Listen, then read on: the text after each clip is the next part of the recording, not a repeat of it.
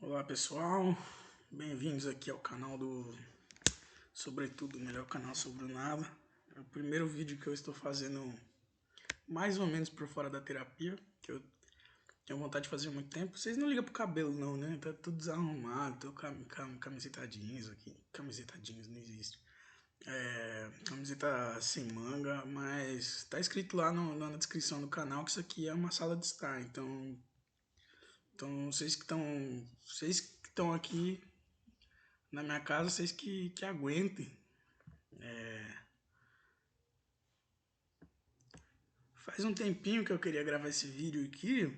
é, E por que eu tô gravando ele? Porque eu queria muito fazer um review cena a cena do Mother, um filme do Aronofsky, e do Noé também, quando saiu. Mas eu nunca tive coragem de fazer. Então agora eu quero fazer, mas eu quero dar uns alertas antes aqui, que vai ser essencial para entender uma coisa. Então vou dar uma olhada aqui na cinegrafia que fala, do Darren Aronofsky, que é o diretor dos dois filmes, e fazer uns, uns pequenos avisos que eu acho importantes. Então vamos lá. Primeiro tem uns curtas aqui no início da carreira dele.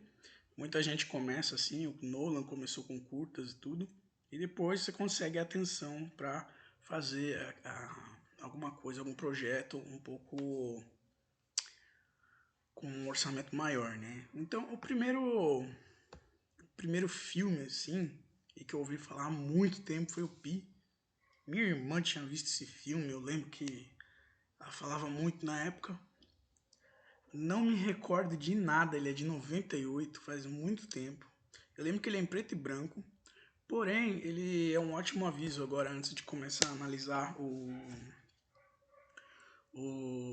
Noé e o Mother. Por quê? Porque o Pi, eu me recordo que ele é baseado naqueles judeus, or, acho que são ultra-ortodoxos, que pesquisam gematria, aqueles códigos de Bíblia, de encontrar padrões numéricos e na Bíblia, esse tipo de coisa, no Antigo Testamento, né? E eles acreditam piamente nisso e vira uma obsessão para eles. Por que que esse filme tá na lista aqui? Eu vou colocar como um aviso.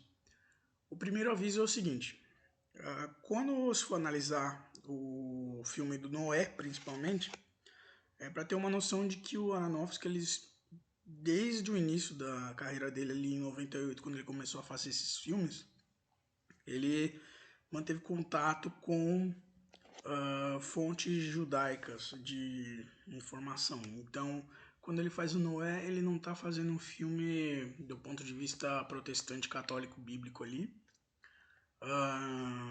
mas ele coloca muitas fontes que são de tradições judaicas, talmúdicas e esse tipo de coisa. Vai ficar mais claro conforme eu for falando, mas é só um aviso para não se ver o filme com a mentalidade achando que você tá vendo um filme ali cristão e tudo, porque ele, inclusive, eu creio que seja ateu. O segundo filme é o Hacking para um Sonho. Eu não assisti esse filme. Quero muito assistir, tá na minha lista e logo logo vou assistir. E o segundo aviso é baseado nele porque eu sei do que se trata e eu sei que os filmes do Aronofsky, eles não são filmes leves. Então, se você tá procurando ver o Noé ou o Mother para se sentir melhor ou para se sentir mais animado, você tá fazendo, tá errado. Começou errado, porque ele explora realidades e como um explorador da realidade, nua e crua do jeito que ela é, ele tá ali para expor, inclusive, as partes mais desagradáveis das coisas que as pessoas não têm coragem de analisar ou de olhar. Então ele tá ali para isso, é o trabalho dele como diretor. Então não é um filme motivacional nem nada disso, os filmes que eu vou analisar dele.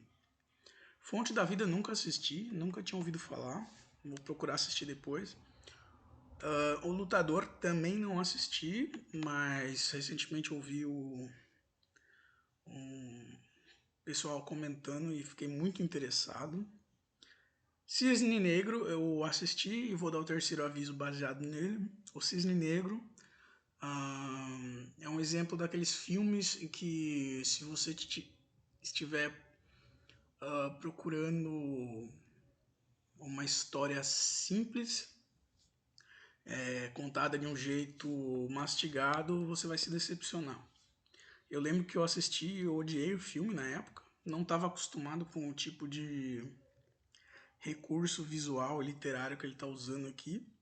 E é basicamente o que se vai ver muito no Mother, que é o filme, ele se utiliza de uma linguagem expressionista e simbólica. É simbolismo e expressionismo. O que significa isso? Que você não deve olhar o filme como uma obra literal, mas por trás de cada coisa que acontece, você tem significados que estão expostos ali de forma visual. O expressionismo e o simbolismo, eles estão ali para passar sentimentos que estão guardados ou mensagens que estão guardadas de um jeito que não poderia ser expresso se você simplesmente estivesse usando a linguagem normal de uma narrativa, de uma história. Basicamente é um modo de expressar sentimentos internos através de coisas absurdas.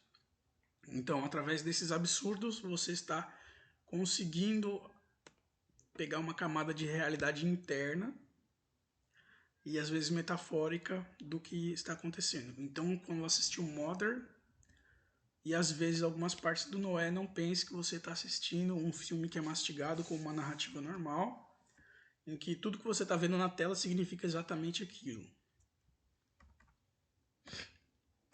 Aqui tem um vídeo musical do Metallica, nem sabia disso. E aí tem o Noé, que é o filme que eu vou analisar depois, que saiu em 2014, muito polêmico. Tem um curta, que eu também não conheço. Tem um Mãe, que eu assisti no cinema e explodiu a minha cabeça. Tá com 6.6 aqui, mas a nota dele devia ser muito melhor.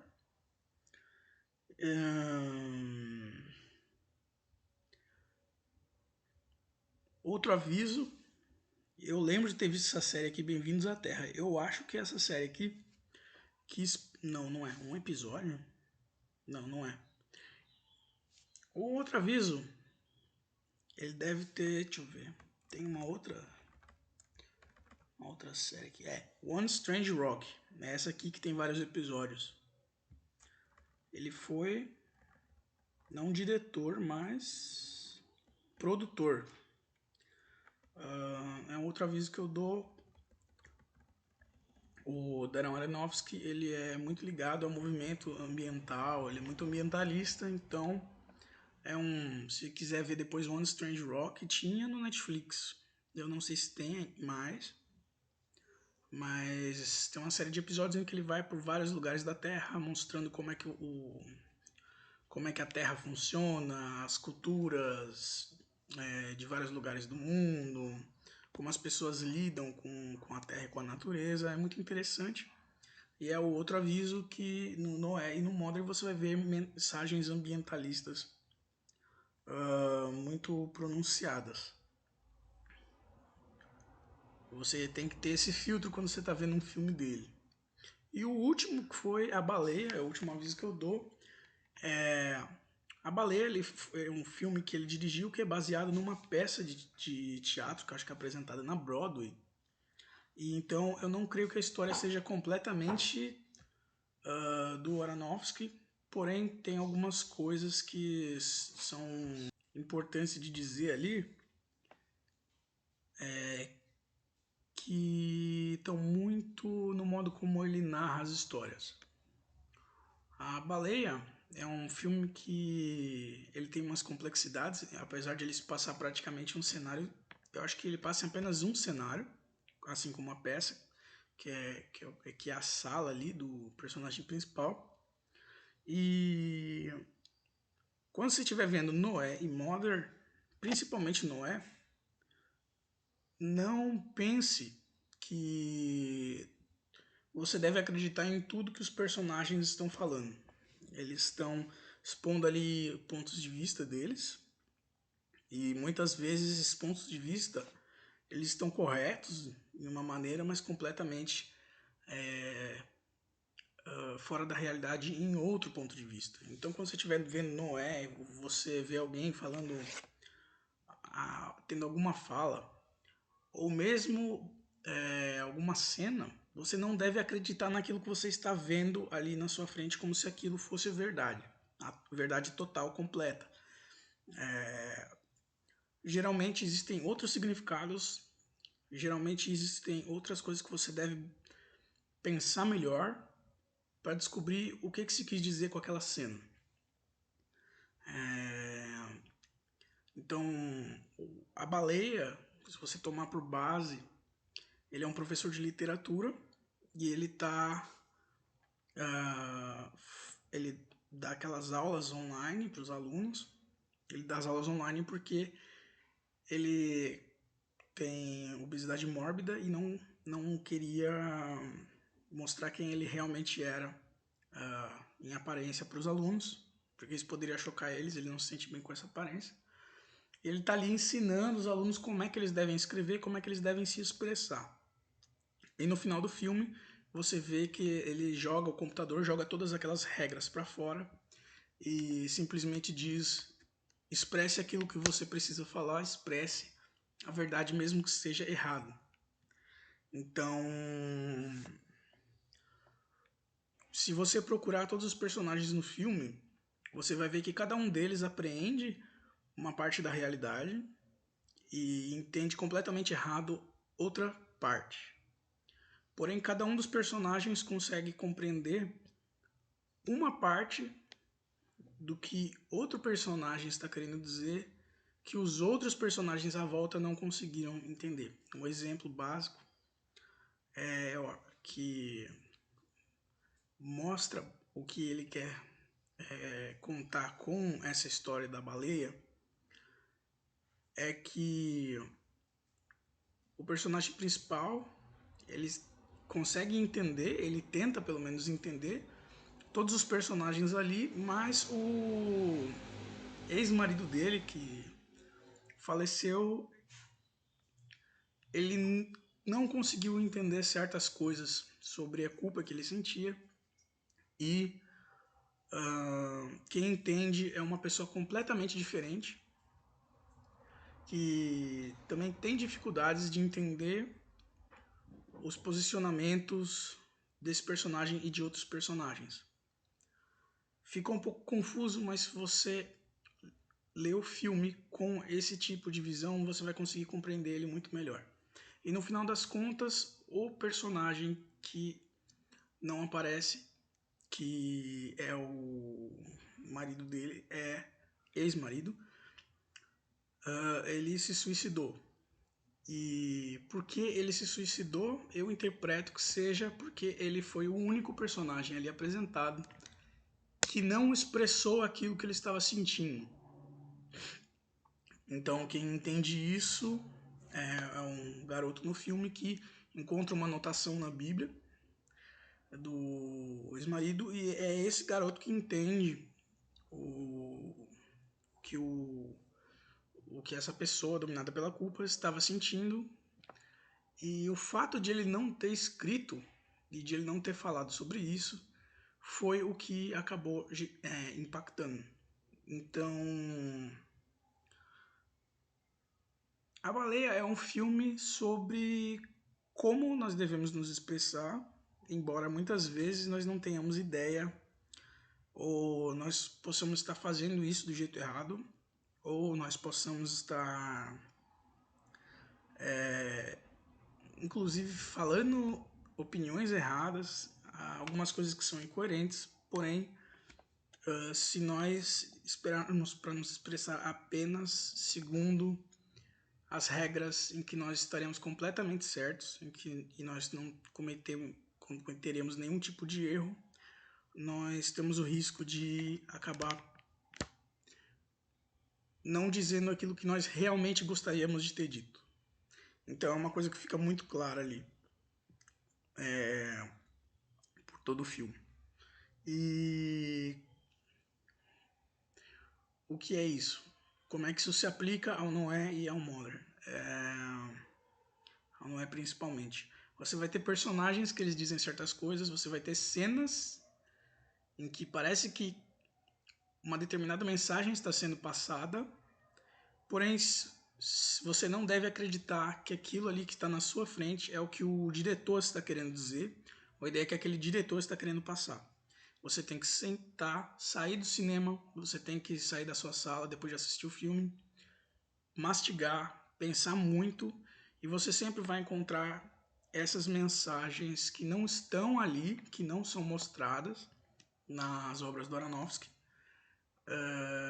e que isso você só vai descobrir se você parar, pensar e ir mastigando e digerindo aquilo, e às vezes uma semana, um mês ou alguns anos depois você tá parado, começa a pensar naquilo e fala: ah, eu entendi isso aqui, eu tinha entendido errado no filme e ele não quer dizer exatamente aquilo ali, né? Então são filmes profundos que não se limitam ali à experiência que você está tendo enquanto está assistindo. Não é um filme para você se distrair. É um filme para você pensar, são filmes para você ter, levar como uma bagagem para a vida e estar sempre analisando e reanalisando. E o Aronofsky ele não quer fazer uma experiência de 1h30, 2 horas de filme. E não é isso que ele quer fazer. Ele quer mudar as pessoas, ele quer que as pessoas pensem e mastiguem tudo aquilo ali que está sendo dito e apliquem na vida delas. Não uma experiência rápida e simples como um chiclete que você mastiga e cospe depois, que é o que muitos filmes são hoje em dia. Então, esses são alguns dos avisos que eu dou antes de fazer as análises que eu pretendo fazer hoje à noite. E é isso aí, e nós nos vemos logo logo no próximo vídeo.